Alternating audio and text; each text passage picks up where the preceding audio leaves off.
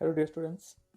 Last व्हिडिओमध्ये आपण KVL cases लॉचे बघितले होते आणि त्यांचे साइन कन्व्हेन्शन्स.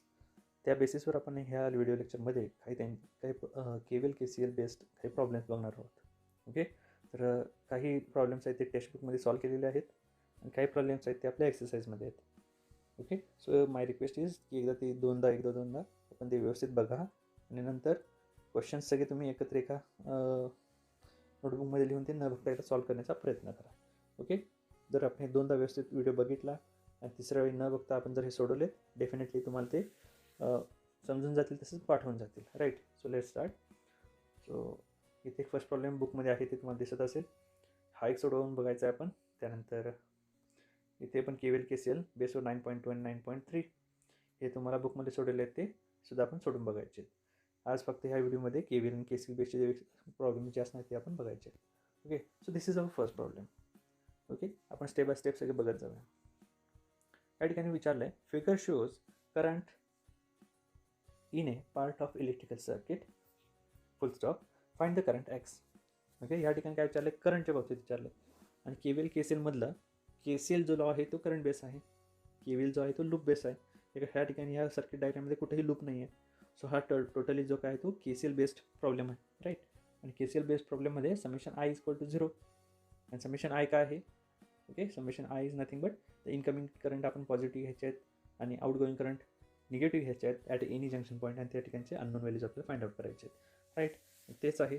आता डायरेक्टली KCL ह्या प्रॉब्लेममध्ये KCL अप्लाय न करता सुद्धा लॉजिकली आपल्याला आन्सर सहज फाइंड आउट करता येईल. फक्त बघा, पॉईंट O पासून करंट सुरू झाला आहे 17 एम्पियर I1. पुढे एक जंक्शन पॉईंट आला B पॉईंट, ह्या ठिकाणी तो करंट 17 एम्पियर स्प्लिट झाला, 3 एम्पियर बाजूला गेला, शिल्लक राहिला किती, 14 एम्पियर. सो I3 जो 14 एम्पियर आहे तो खाली पॉईंट C पर्यंत आला. ओके, जंक्शन दुसरा पॉईंट आहे हा. या ठिकाणी ह्या 14 एम्पियरमध्ये I4 जो करंट आहे तो जॉईन झाला I3ला. सो I3 आणि I4 14 + 2 16 एम्पियर I5 झाला तुमचा. ओके, 16 एम्पियर I5 जो आहे तो पुन्हा स्प्लिट झाला तिसऱ्या जंक्शन पॉईंटवर, म्हणजे D पॉईंटवर किती 9 एम्पियर खाली स्प्लिट झाला आहे ॲज I7. आणि I6ला किती जाणार आहे आपल्याला क्वेश्चन विचारलेला आहे, म्हणजे at X, current at X विचारलं आहे. ओके, 16मधनं 9 गेले, राहिले किती 7. So I6 is equal to or X is equal to 7 amperes is your answer. दिसतंय, हे लॉजिकली सहज आपण बघू शकतो. KCL अप्लाय करून कसं काय चेंज होतो किंवा कसं तेच आन्सर आपल्याला मिळतं हे पण बघूया आपण. ओके, KCL अप्लाय करताना काय नाही, डायरेक्ट आपल्याला जंक्शन पॉईंट कुठला आहे ते सांगायचं आहे आणि आपल्याला त्या ठिकाणी ते लॉ किंवा ते एक्सप्रेशन आहे ते आपल्याला इम्प्लिमेंट करायचं आहे. Okay, so here is our first junction point B. Applying KCL at B असं म्हणू शकता, किंवा using Kirchhoff's current law KCL at junction B. जे सोपं वाटते तसं लिहा. Applying KCL at B. ह्या ठिकाणी B मध्ये येणारा करंट कुठला आहे, I1. So I1 is equal to, जाणार करंट मी निगेटिव्ह येणार आहे. So I1 minus I2 minus I3 is equal to 0. हा आपलं इक्वेशन असणार आहे. त्यालाच मी कसं लिहू शकतो, I1 is equal to I2 plus I3. Okay, I2 I3 जर ह्या LHच्या साईडला आले तर तेच इक्वेशन होणार आहे, I1 minus I2 minus I3 is equal to 0. That is nothing but I1 is equal to I2 plus I3. झालं. I1 ची व्हॅल्यू माहिती आहे मला 17. राईट, I2 ची व्हॅल्यू माहिती आहे 3. त्याच्यावर I3 फाइंड आउट होईल 14 एम्पियर. राईट, ना अप्लाइंग KCL ॲट C, दुसऱ्या जंक्शन पॉईंटला Cला आपण अप्लाय करूया. I3 पॉझिटिव्ह आहे, I4 सुद्धा पॉझिटिव्ह आहे, जाणारा I5 निगेटिव्ह आहे. So I3 plus I4 minus I5 is equal to 0. That is nothing but I5 is equal to I3 plus I4. Okay, झालं, हेच इक्वेशन मिळणार आहे आपल्याला. आता ह्या ठिकाणी I4 2 ohms, I3 इथे ह्या ठिकाणी मिळालं 14 अधिक 2 16. So I5 is nothing but 16 ampere. झालं. तिसरा जंक्शन पॉईंट D आहे. Applying KCL at D. Applying KCL at D. या ठिकाणी I5 आला आणि तो स्प्लिट झाला. So I5 is equal to I6 plus I7 or I5 minus I6 minus I7 is equal to 0 असंही लिहू शकता. याच्यातनं अननोन व्हॅल्यूज तुम्ही फाइंड आउट केली तर तुम्हाला 7 एम्पियर इतकं आन्सर मिळेल. This one was easy problem. Okay, let's move to our next problem. This is our second problem. बघा, the batteries of 7 volt and 13 volt and internal resistances 1 ohm and 2 ohm respectively are connected in parallel with a resistance of 12 ohm. Okay, इथपर्यंत प्रश्न समजते काय बघा. पहिला, 2 batteries of 7 volt and 13 volt and internal resistance 1 ohm and 2 ohm, okay, respectively are connected in a parallel with a resistance of 12 ohms. Okay, फक्त आता बऱ्याच वेळा तुम्हाला सर्किट डायग्राम दिलेलं नसतं. क्वेश्चन व्यवस्थित वाचायचं आणि त्याच्यावर आपली सर्किट डायग्राम तयार करायची. 2 बॅटरीज म्हणलंय, 7 वोल्ट आणि 13 वोल्टची, राईट. ही 7 वोल्टची म्हणूया, ओके. आणि दुसरी एक बॅटरी सांगितली 13 वोल्टची, राईट. आणि त्यांचं स्वतःचं ह्या बॅटरीचे पण काय आहेत, इंटरनल रेजिस्टन्स आहेत, ओके. जरासं व्यवस्थित काढून घेतो मी पटकन. ही एक बॅटरी झाली, याचा तो छोटासा इंटरनल रेजिस्टन्स. ही एक बॅटरी झाली, याचा छोटासा इंटरनल रेजिस्टन्स, ओके. ही 7 वोल्ट, ही 13 वोल्ट. इंटरनल रेजिस्टन्स आहे ते रेस्पेक्टिव्हली 1 ओहम, हे 2 ओहम, ओके. हे दोन्ही पुढे जाऊन काय म्हणले, are connected in parallel with the resistance 12 ohms. हे दोन्हीचे दोन्ही आणखीन एका रेजिस्टन्सला जसं की 12 ओहम हे काय आहे, व्हॅल्यू आहे, त्याला हे पॅरलली जोडलेले आहेत. तर पुढे क्वेश्चन काय विचारला त्याने, find the current through each branch of the circuit and the potential difference across 12 ohm resistance, okay. म्हणजे ह्याच्या अक्रॉस त्यांनी एक पोटेन्शियल डिफरन्स विचारला आहे व्ही, आणि तसंच find the current through each branch, म्हणजे प्रत्येक ब्रांचमधनं डिफरंट, हा 2 बॅटरीमधले 2 करंट आहेत आपल्या ह्या ठिकाणी, डिफरंट करंट त्यांचे काय ते मोजाय सांगितलेत, आणि ह्याच्या अक्रॉस जे काय ते पोटेन्शियल डिफरन्स मोजाय सांगितले, राईट. आता ह्या ठिकाणी व्ही मोजायचा आहे, म्हणजेच आपल्याला आय इंटू आर हा प्रोडक्ट मोजायचा आहे, आय इंटू आर. आरची व्हॅल्यू डायरेक्ट माहिती आहे आपल्याला 12 ओहम. आयची व्हॅल्यू जी काय असेल ती इथून येणारी करंट असेल. जर पहिल्या बॅटरीचा सपोज करंट I1 असेल, दुसऱ्या बॅटरीचा करंट सपोज I2 असेल, तर इथं कंबाईनली त्यांचा जो करंट इकडे यायला लागला आहे तो I1 प्लस I2 असणार आहे, I1 प्लस I2, राईट. आता हे डायग्राम काढून टाकतो, ह्या ठिकाणी तुम्हाला सांगतो, ओके. इथून दिसतंय तुम्हाला हा तुमचा first battery, this is second battery, त्यांचे इंटरनल रेजिस्टन्स, ओके. त्याचे सेपरेट हा I1 करंट, हा I2 करंट, आणि हे कंबाईनली खाली तुमच्या 12 ओहमकडे जाणारा करंट आहे, ओके. सो I1 तुम्हाला फाइंड आउट करायला सांगितलं इंडिव्हिज्युअली, I2 फाइंड आउट करायचा आहे.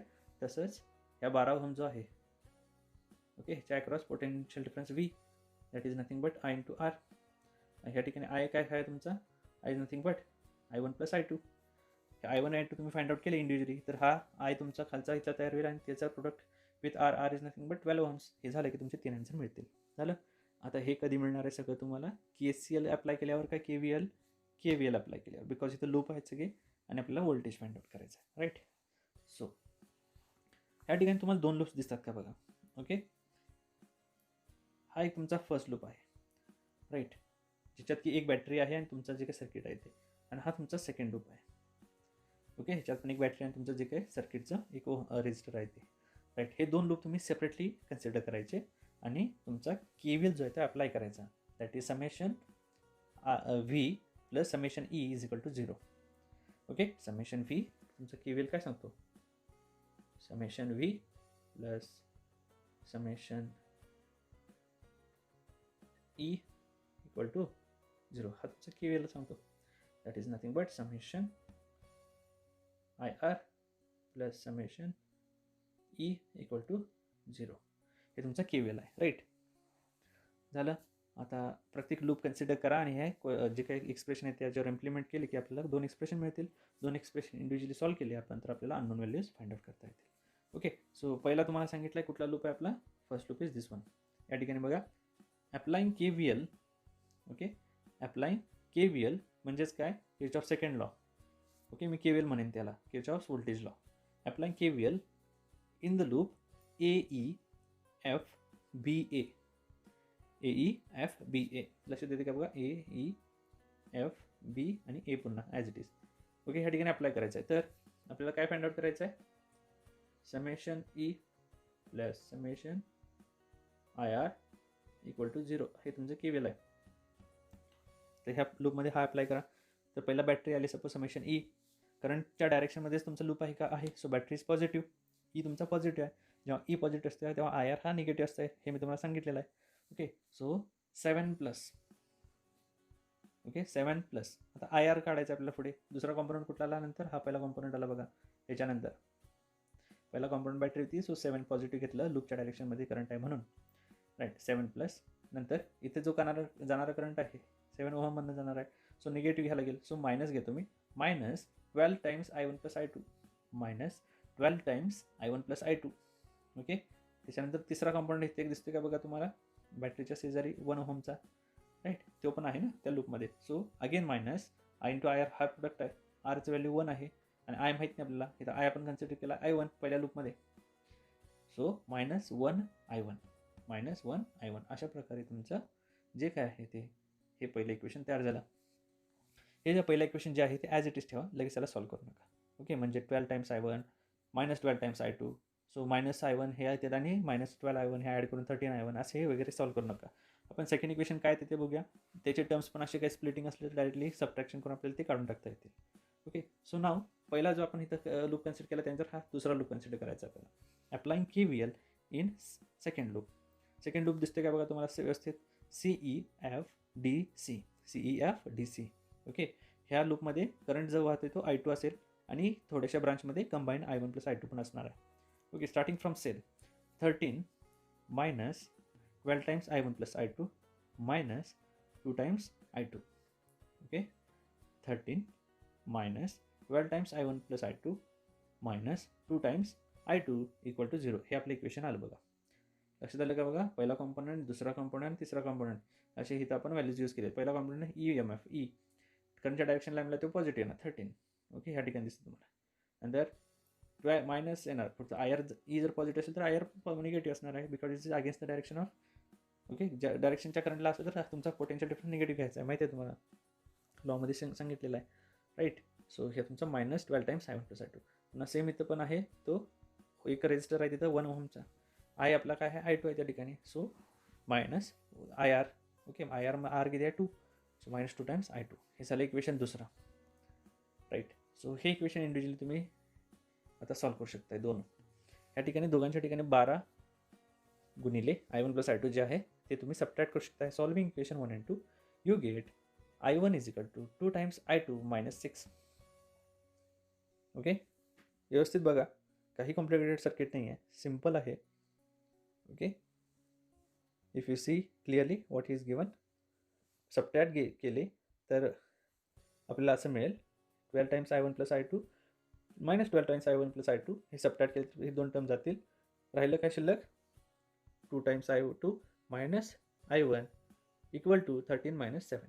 ओके, हे इक्वेशन मिळालं आपल्याला. I1 = 2 टाइम्स I2 -6 झालं. आता ही व्हॅल्यू सबस्टिट्यूट करू शकता तुम्ही. I1 ची जी व्हॅल्यू मिळाली आपल्याला ती कोणत्याही वरच्या इक्वेशनमध्ये सबस्टिट्यूट करून तुम्हाला त्याची व्हॅल्यू आपल्याला सेपरेटली फाइंड आउट करता येईल. फॉर एक्झाम्पल, तर ही जी काही व्हॅल्यू तुमची ही सेकंड इक्वेशनमध्ये सपोज तुम्ही इनपुट केली, ही I1 ची व्हॅल्यू आपण सेकंड इक्वेशनमध्ये इनपुट केली. ओके,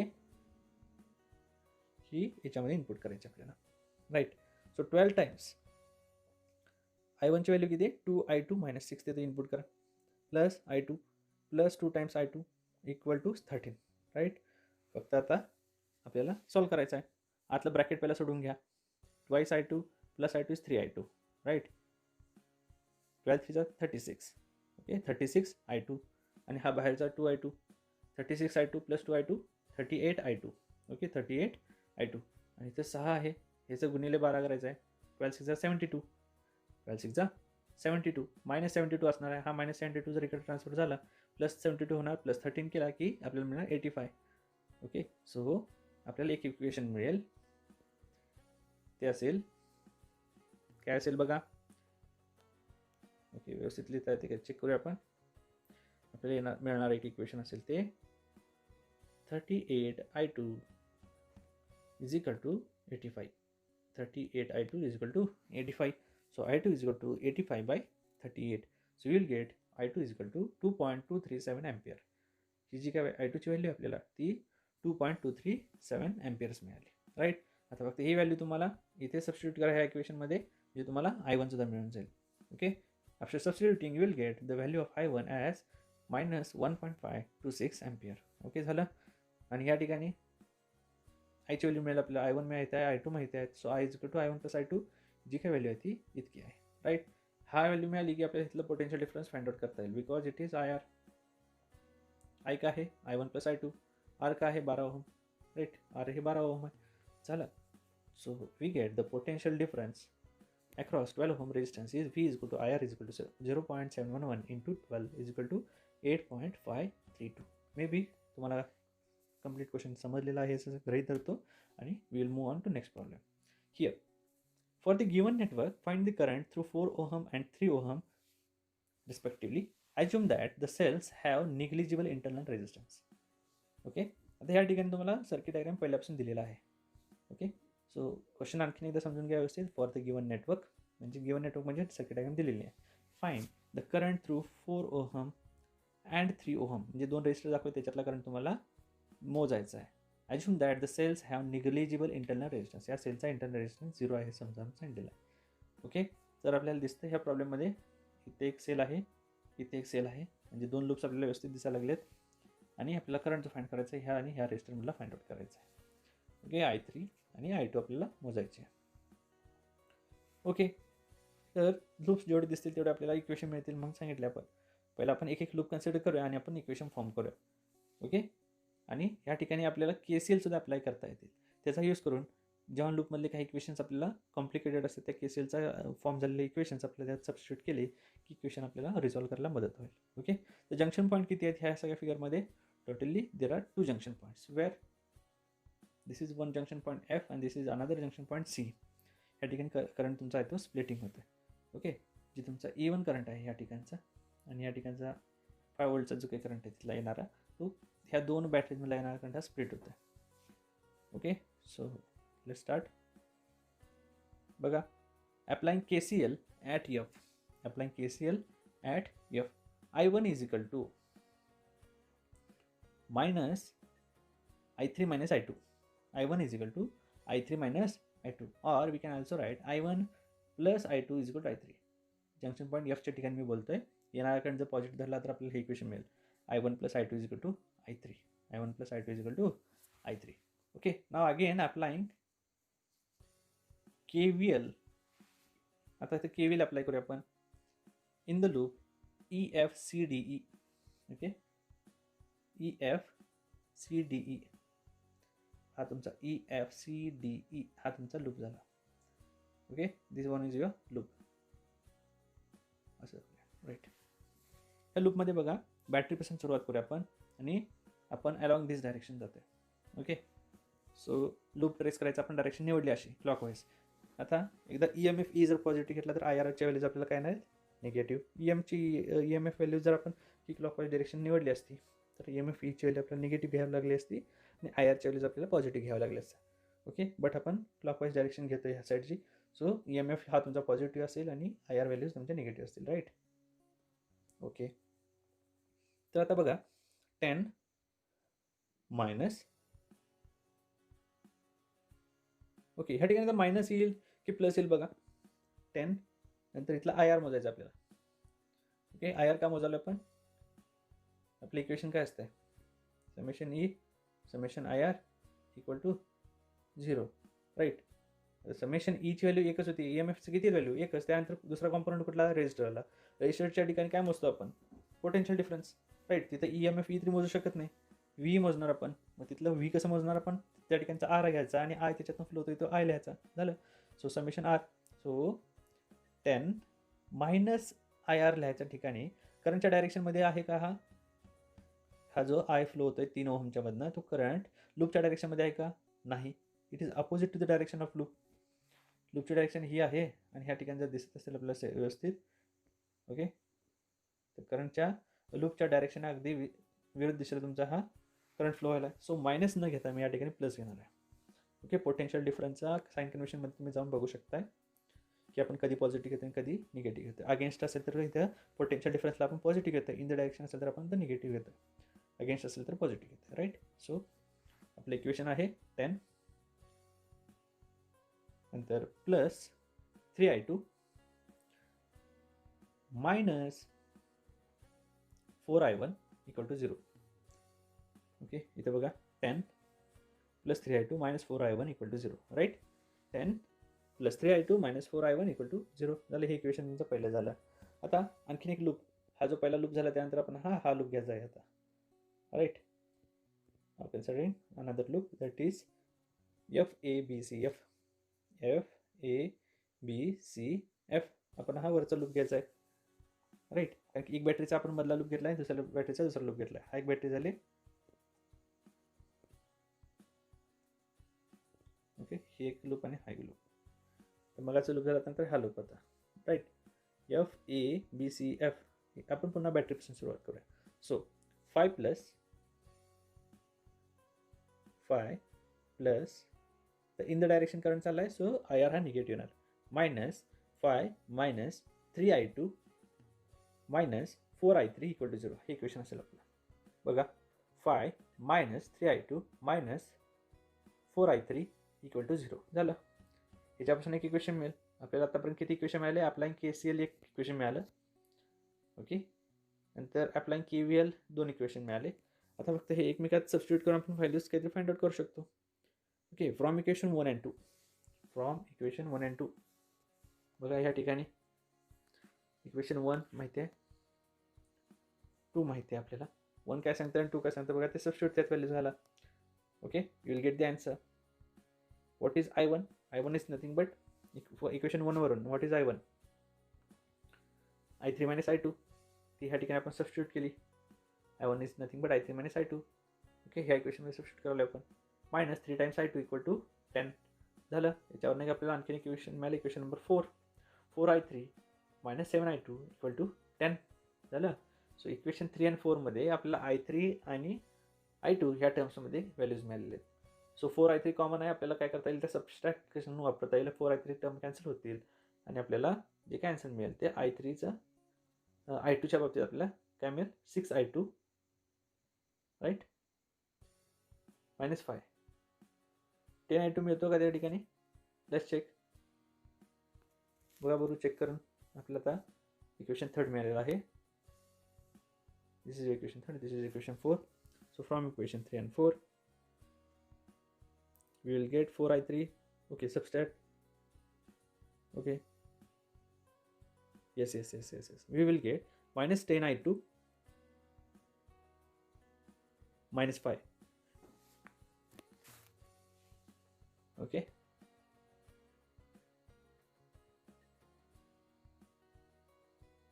हां, मायनस 10I2 प्लस 5 मिळेल आपल्याला. Minus 10I2 plus 5. So sign convention फक्त चेंज केली तर आपल्याला minus 10I2 is go to 5 असेल, ते 10I2 is go to 5 minus 5 करता येईल. त्याच्यावर I2 काय मिळेल आपल्याला, मायनस 5/10. 5/10 म्हणजेच 0.5. So I2 is nothing but minus 0.5 amperes. Okay, this is through 3 ohms because I2 इथून पास व्हायला लागला. ह्याच्यातनं करंट जो आहे तो 3 ohms मधला तो असेल, तो मायनस 0.5 amperes असेल. राईट. आता ह्या ठिकाणी आपण काय काय फाइंड केलं, काय विचारलं होतं, find the current through 4 ampere आणि 3 ओहम. सॉरी 4 ओहम आणि 3 ओहममधनं किती पास होते सांगितलं. 3 ओहमचं आपण फाइंड आउट केलं. आता फाइंड आउट काय करायचं आपल्याला, 4 ओहममधनं किती पास होते ते फाइंड आउट करायचं आहे. राईट, जे इथला झालं त्यासाठी आपल्याला फाइंड आउट काय करायला लागेल, I3 फाइंड आउट करायला लागेल, किंवा हा 4 ओहमचं जर करायचं असेल तर I1 फाइंड आउट करायला लागेल. ओके, सो I1 कुठून मिळेल बघा, from equation 2.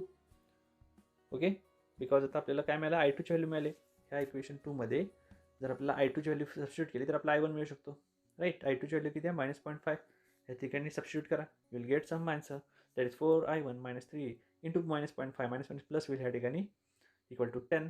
Okay, so the answer will be I1 is equal to 2.125 amperes. Okay, याच्यातनं करंट जो होतोय 4 ओहम्समधून, तो करंट जो आहे तो 2.125 amperes झालं. So current through 4 ohm across FA, across 4 FA is nothing but, आता ह्या ठिकाणी I3 करंट जातोय, ह्या ठिकाणचा करंट वेगळा आहे. सो त्यासाठी आपल्याला इक्वेशन वापरावं लागेल. कोणतं बघा, करंटचं हे जे आहे फर्स्ट इक्वेशन, I1 माहिती आहे, I2 माहिती आहे, दोघांना ॲडिशन करा, I3 मिळेल. इथला ह्या ओहममधनं जाणारा करंट वेगळा, इथला करंट वेगळा आणि इथला करंट वेगळा असेल तुमचा. Right, so this are the 3 current values which are we getting, I1, I2 and I3 respectively. Okay, just check करा समजलं आहे की नाही ते. दरवेळी तुम्हाला जेव्हा करंट विचारतायत, पहिला KCL अप्लाय होतो का बघायचा, जंक्शन पॉईंटच्या ठिकाणी त्याच्यातून काय पास होते ते बघायचं. ठीक आहे, झालं तर ठीक, नाही झालं तर आपल्याला त्या पुढे जाऊन KVL अप्लाय करायला लागेल. KVL अप्लाय करताना लूप कंप्लीट आहेत ते बघायचे. लूपवरून आपल्याला एक इक्वेशन फॉर्म करायला लागेल, किती लूप आहेत ते चेक करायचे, तर तेवढे इक्वेशन बनवायचे आणि ते काय करायचे, इंटररिलेटेड आपल्याला सॉल्व करायचे. ते सॉल्व केले की आपल्याला अननोन व्हॅल्यूज फाइंड आउट होत जातात. Right, so let's move to our next problem.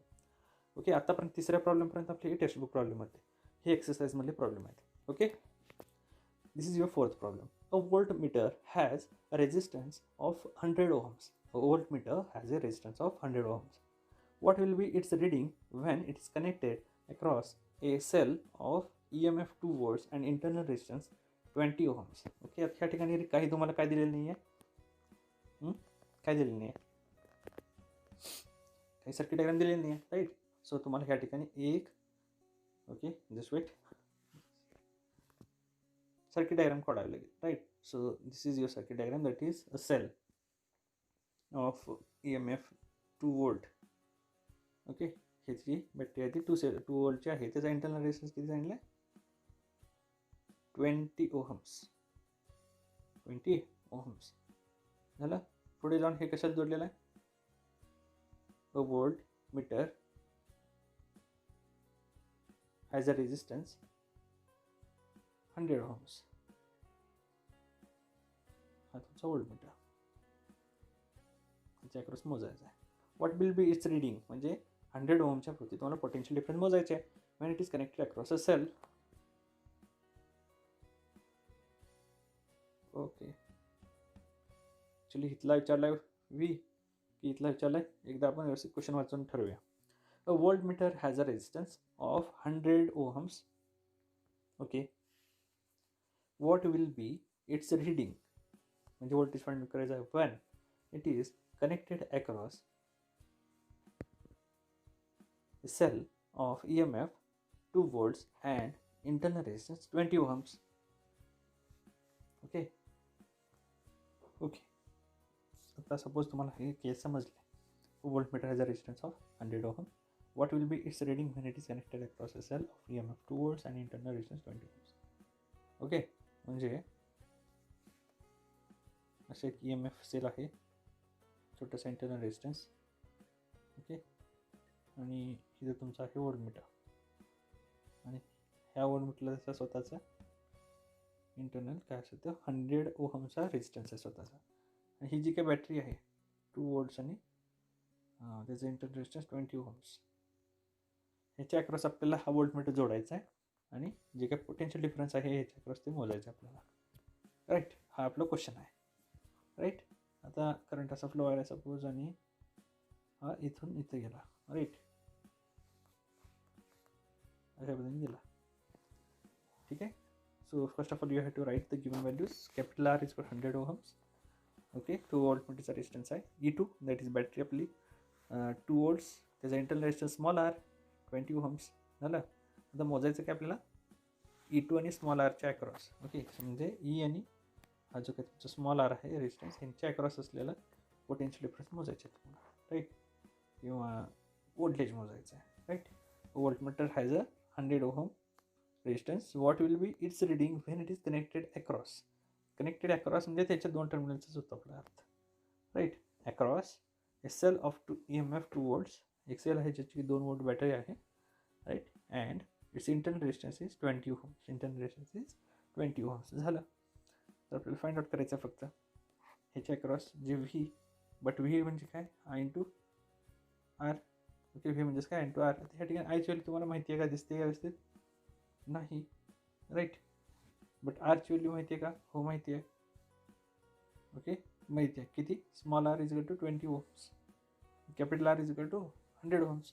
जेव्हा तुम्ही बॅटरी आणि स्मॉल आरची जेव्हा मेजरमेंट करणार आहे, त्यांच्या क्रॉस पोटेन्शियल डिफरन्स मोजणार आहे, त्यावेळी तुमच्या स्वतःच्या वोल्ट मीटरची पण जी काय पोटेन्शियल डिफरन्स असेल ती सुद्धा तुमच्या त्या कंप्लीट सेलची जी काय EMF व्हॅल्यू आहे, जी काय आपल्याला तिथलं पोटेन्शियल डिफरन्स मोजायचं आहे, त्यावेळी त्या वोल्ट मीटरचं सुद्धा रेजिस्टन्स इथं ॲड करावं लागेल, राईट. झालं. सो आवर फॉर्म्युला जर V is equal to I R माहिती आहे आपल्याला, V is equal to I R. So current माहिती नाही आपल्याला, आय इंटू आर आहे ना, ह्याच्यावरच आपल्याला आय काय मिळालं, आपल्याला I is equal to V by R, I is equal to V by R झालं. ह्या ठिकाणी व्ही काय आहे, ह्या EMFचं व्ही काय आहे, 2 वोल्ट, राईट, प्लस त्याचा इंटरनल रेजिस्टन्स पण आहे, म्हणजे व्ही प्लस व्ही बाय आरच्या ठिकाणी त्याचा इंटरनल रेजिस्टन्स पण आपल्याला ॲड करायला लागेल. ओके, म्हणजे ह्या व्हीच्या ठिकाणी 2 वोल्ट इतकी बॅटरी आहे, व्ही म्हणजे ह्या ठिकाणी ई असेल capital. Okay, so just check, हा तुमचा simple formula V is equal to I R, त्यालाच आपण कन्वर्शन केलं, I is equal to V by R, I is equal to V by R. आता व्ही म्हणजे हा तुमचा बॅटरी EMFचा आहे, सेलचा आहे, सो व्हीच्या ठिकाणी मी ई लिहिले आणि divide by capital R. Okay, आणि स्मॉल आर सुद्धा, स्मॉल आर हा इंटरनल रेजिस्टन्स आहे, 2 रेजिस्टन्स आहेत, सो कनेक्टेड इन सिरीज आहेत, सो मी त्यांना काय केलं आहे, आर प्लस आर केलं आहे. ओके, डायरेक्टली सिरीज ॲडिशन दिले झालं. सो यूज दिस फॉर्म्युला ही सगळी व्हॅल्यूज माहिती आहे. ह्या आयची व्हॅल्यू तुम्हाला इथं सबस्टिट्यूट करावं लागेल. You will find the voltage V because we have to find the potential difference. Okay, that is voltmeter reading across EMF 2 volt and internal resistance 20 ohm. त्यांच्या अक्रॉस EMF मोजायचं आपल्याला मोजायचं आहे. राईट, झालं. V इज इक्वल टू हा formula use केला. फॉर्म्युलामध्ये ईच व्हॅल्यू 2 volts आहे, कॅपिटल आरची व्हॅल्यू 100 वोल्ट आहे, ओहम आहे, स्मॉल आरची व्हॅल्यू 20 ओहम आहे. राईट, ह्या फॉर्म्युला यूज केला आणि आपल्याला फायनली V मिळाला, that is 1.67 volts. Okay, I think you have understood. Let's move to our next problem, fifth problem. Same आहे आता जो सोडवला तसंच. Voltmeter has a resistance 30 ohms. Okay, voltmeter have a resistance of 30 ohms. What will be its reading when it is connected across a cell of EMF किती 2 volt having internal resistance 10 ohm. internal 10 ohm झालं. याला जोडलं इथं current flow होतं इथून आता विचारलंय काय, what will be its reading when it is connected across a cell of, म्हणजे ठीक आहे वोल्टमीटरचं रिडिंग विचारलं ह्यांच्याकडे जोडल्यानंतर, म्हणजे इथला आणि पुन्हा आय आर काढायचा. आय आर म्हणजे तुम्हाला ह्या ठिकाणचं करंट माहिती पाहिजे आणि R. Okay, V is equal to I R ह्या हिशोबानं. Okay, so I is equal to काय नाही आपल्या ह्या ठिकाणी I is equal to what V by R. Okay, I is equal to V by R. Okay, कारण की आपल्याला व्ही माहिती आहे, आर माहिती आहे. आरच्या ठिकाणी पुन्हा तेच मगासारखं सेम एक्झाम्पल आहे. रिपीट अगेन, ही व्हॅल्यू इथं सबस्टिट्यूट करा. You will find the voltage across the EMF and resistance, internal resistance. So we'll get 1.5 volt. Right, let's move to next problem. Okay, a battery of EMF 4 volt and internal resistance 1 ohm.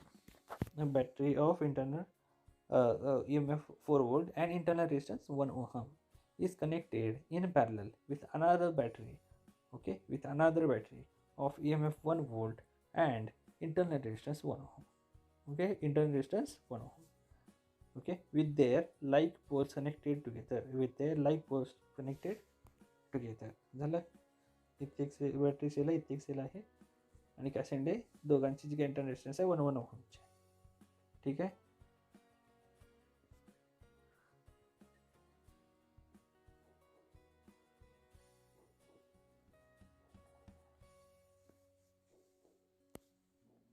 Okay, आता ह्या ठिकाणी तुम्ही बघू शकताय, a battery of EMF 4 volt and internal resistance 1 ohm is connected in the parallel with another battery of EMF 1 volt and internal resistance 1 ohm with their like poles connected together. म्हणजे हे दोन्ही parallel मध्ये जोडायचे आहेत आपल्याला. Okay, E1 and E2 with their internal resistance are connected in parallel. Okay, पुढे बघा, the combination is used to send the current through an external resistance of 2 ohms. Okay, the combination is used to send the current through an external resistance of 2 ohms. Calculate the current through the external resistance. झालं. आता ह्या ठिकाणी पुन्हा common current मोजायचं तुम्हाला. Okay, एक EMF ची battery आहे E1, दुसरी आहे E2. दोघांचे internal resistance R1 and R2 small केसमधले. दोघांचे स्वतंत्र current I1 and I2. Okay, दोघांचे करंट फ्लो होतात सिंगल लाईनमधून, म्हणजे सिंगल कॉम्बिनेशनमधनं जे सेंड केल्यानंतर ते पास होणार आहेत एक्सटर्नल रेजिस्टन्स ऑफ 2 ohms बदल्या. झालं, म्हणजे I1 + I2 × R हे केलं की आपल्याला काय असेल ते पोटेन्शियल डिफरन्स मिळतं आणि हे दोघांचं नुसतं करंट फाइंड आउट केला, we will get the external resistance current. Right, so given quantities पहिले लिहून काढा. त्याच्यानंतर लूप्स कुठले कुठले आहेत ते फाइंड आउट करून घ्या. राईट, दिसलेत आपल्या डायग्राममध्ये पण लूप 1 लूप 2 मार्किंग केलेली आहे, ते अप्लाय करा. Applying KVL. Okay, in loop 1. Loop 1 काय आहे, AB CD EF. एफ नंतर कुठे जायचं आहे बघा, GHA. हा तुमचा फर्स्ट लूप झाला. ABCD EF GHA. राईट, मग तुम्ही पहिला बॅटरीपासून सॉल्व करू शकता, E1 पासून. ओके, E1 तुमची कितीची बॅटरी आहे, 4 volt सपोज.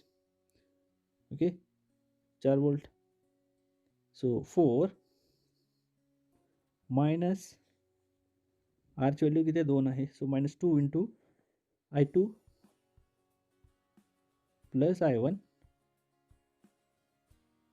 ओके, तर आणखीन एक कंपोनंट स्मॉल R1 आहे ना. स्मॉल R1ची व्हॅल्यू किती सांगितले, 1 ohm. So 1 I1.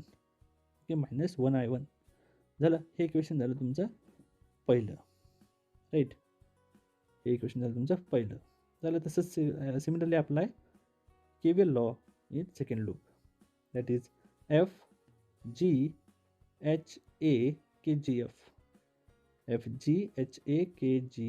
झालं. हे वरच्या 2 बॅटरीचे एक लूप आहे ते आपण कन्सिडर करून त्यातनं एक इक्वेशन फॉर्म करायचं आहे आणि 2 इक्वेशन मिळतील आणि ते एकमेकात सबस्टिट्यूट करून तुम्हाला फायनल करंट्स मिळू शकतील. Okay, so you can go through the solution given at the right side. झालं.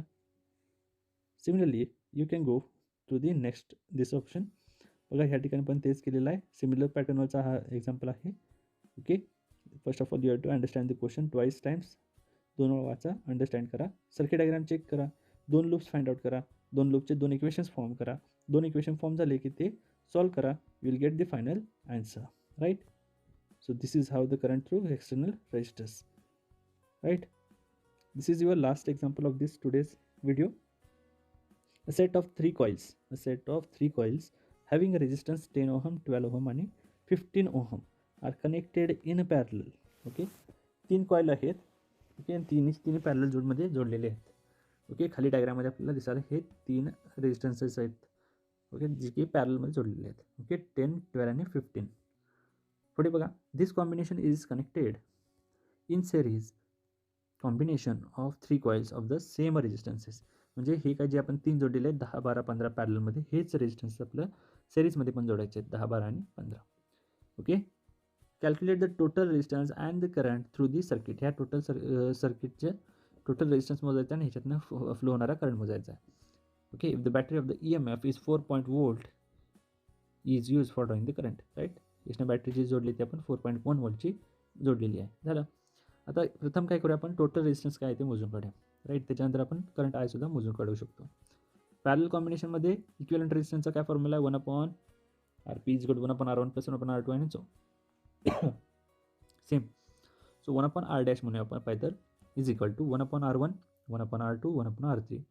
R1 is nothing but 10, so 1/10 plus 1/12 plus 1/15. हे तुमचं सेकंड लाईनचं इक्वेशन झालं. सो आपल्या ह्याचे न्युमरेटर जेव्हा कधी ॲड करू शकतो त्यासाठी आपल्याला डिनॉमिनेटरचं कॉमन LCM फाइंड आउट करायला लागेल, list common multiple. So 60 is your common multiple. Okay, 10 6 जा 60, सो ह्यात 6 आलं. 12 5 जा 60, सो इथं 5 आला. 15 4 जा 60, सो इथं 4 आला. 6 + 5 + 4 डिवाइड बाय 60. ओके, कॉमन मल्टिपलनुसार हे आपल्याला सॉल्व केलं की आपल्या 1/4 व्हॅल्यू येते. 1/4 ही कशाची रेसिप्रोकलची value 1/R dash. So R dash is equal to 4 ohms.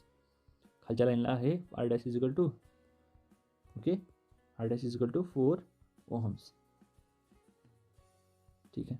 आता आपल्याला काय करायचं आहे, इक्विव्हॅलेंट रेजिस्टन्स म्हणजे कंप्लीट सर्किटचं रेजिस्टन्स. आता हे 4 ohm ह्याची व्हॅल्यू काढली, ह्या सर्कलची व्हॅल्यू काढली आपण. आता आपल्याला टोटल रेजिस्टन्स काढायचा इन सिरीज. सो हे सिरीजमधले सगळे ॲड करायचे. हे 4 इथे एक नुसतं एकच या ठिकाणी 4चं जोडलं तरी चालेल आपल्याला, राईट. सो 4 + 10 + 12 + 15. ओके, असे हे 4 रेजिस्टन्स इन सिरीज झाले आपले. So R equivalent is equal to 4 + 10 + 12 + 15 is equal to 41 ohms झालं. आता ह्याच्यातनं आपल्याला जो काही करंट फ्लो आला तो कळू शकतो. Okay, because V is equal to IR. आपल्याला ह्या ठिकाणी V माहिती आहे 4.1 वोल्ट. I फाइंड आउट करायचा आहे. R इक्विव्हॅलेंट का आला आत्ताच. So 4.1 divide by 41. 4.1 divide by 41 झालं. सो 4.1लाच मी फक्त पूर्ण टर्ममध्ये लिहू शकतो as 41 × 10⁻⁻1. So 41 divided by 41 is 1. 1 × 10⁻⁻1 is nothing but 0.1 amperes. So answer is the current drawn through the circuit is 0.1 amperes. 0.1 amperes.